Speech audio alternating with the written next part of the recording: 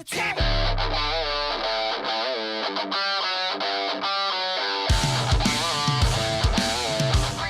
So I just got done watching Dolemite Is My Name. Right now I'm out trying to run an errand quick, but figured while I'm out and I just freshly watched this movie, I should review it along with Uncet Gems, what I checked out in theaters a few days ago. And like I said in videos of the past, I'm going to start combining reviews in order to get more out. I feel like it's the easiest way to get the most out of my time, especially working a full-time job, having side jobs that I do work, and then balancing YouTube, friends, family, girlfriend, everything, and watching movies at home and going to see movies. So let's get into Dolemite Is My Name, starring Eddie Murphy, and I have to say he is so electrifying in this role.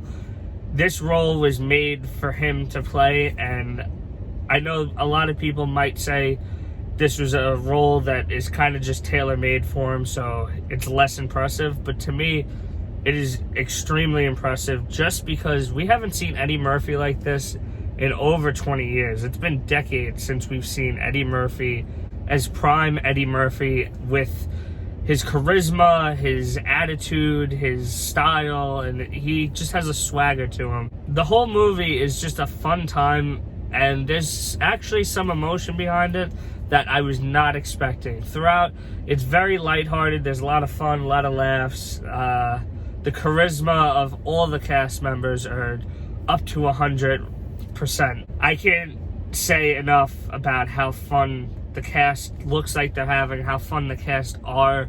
It was a really fun movie to watch and sit down for 2 hours for.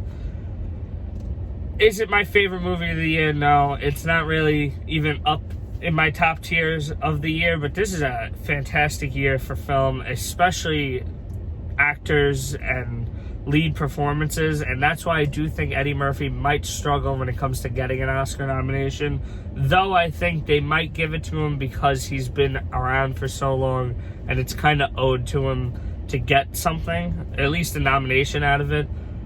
But we have to wait and see on that one. That, like I said, it's been a strong year for lead acting and just a strong year in general for film. If you're a fan of film, what I'm assuming because you're watching this video, we were spoiled in 2019 when it comes to movies. If you haven't seen Dolemite Is My Name yet, I definitely recommend checking it out. It's on Netflix. There's no excuses that you don't want to pay ticket prices. You just have to have Netflix. And I feel like 7 out of 10 people have Netflix, or at least have someone they know that they can use their Netflix.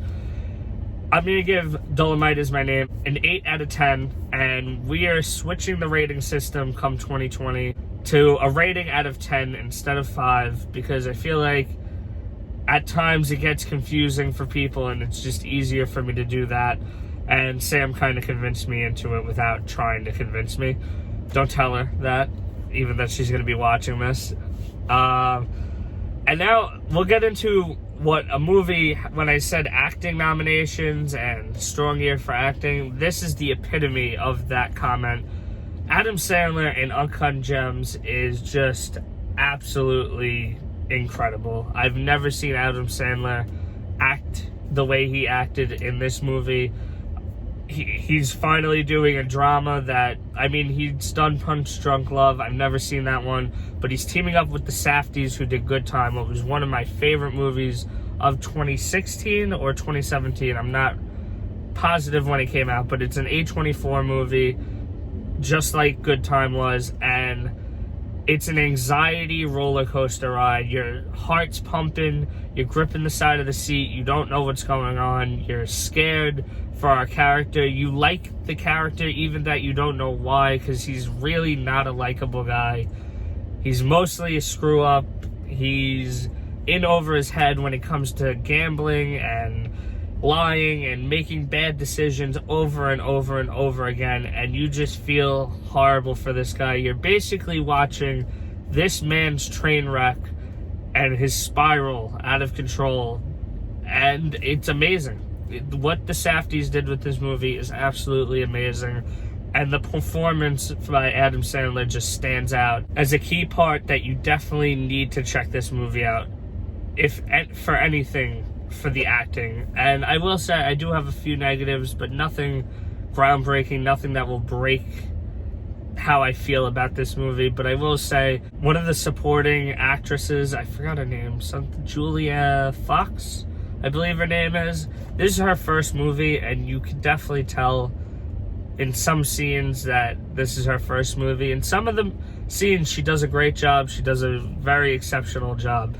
But there's one scene in particular where she's trying to convey a feeling of sadness or a big thing of an emotion, and it just comes off very amateur. And I'm not judging, I'm not an actor, but it did stand out to me as a negative in this movie.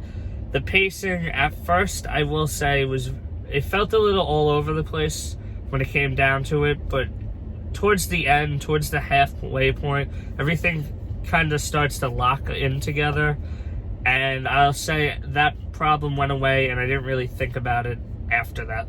And on rewatches, I am afraid that the anxious feeling might go away because you know where you're going with the film. You're never going to get the same feeling a second time around, but you never know. Maybe it will hold that feeling.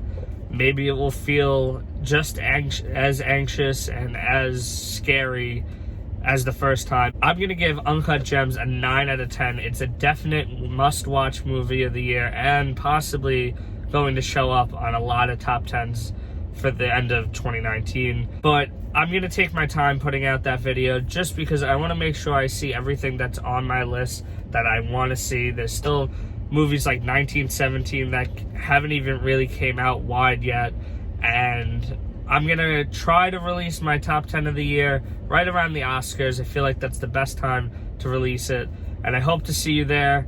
I hope you liked this video. Let me know what you thought of Dolemite Is My Name, Uncut Gems.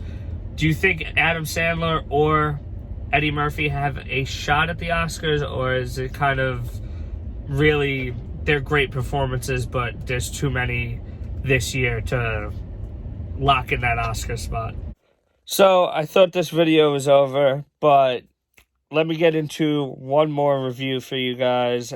I didn't think I was going to be watching this today, but I happened to have time to sneak another one in for you. Enjoy this review. So, I just got done watching The Two Popes. Well, kind of watching The Two Popes. I nodded off a little during that one. It was very well done, well acted. It felt like I was watching real people most of the time, but like, I'm a little tired, not gonna lie, before even putting the movie on. But it's a hard movie to keep my interest. Like, it's nothing I'm really into. I'm not religious, and that's never really stopped me from watching anything with religion before, but I guess I was just too tired to make it through. What I will say is I did find some of it intriguing. I did see, like, the beginning did get me into the movie. Just towards the halfway point, I started to either lose interest or I just couldn't stay up. But it was very different. I wasn't sure what the story was about. I'm not really into any of these things that happened. It's based on a true story. Anthony Hopkins is amazing in this, and Jonathan Pryce as well were great. It's basically a two-headed horse. There's not many other aspects or actors or performances to look at besides those two.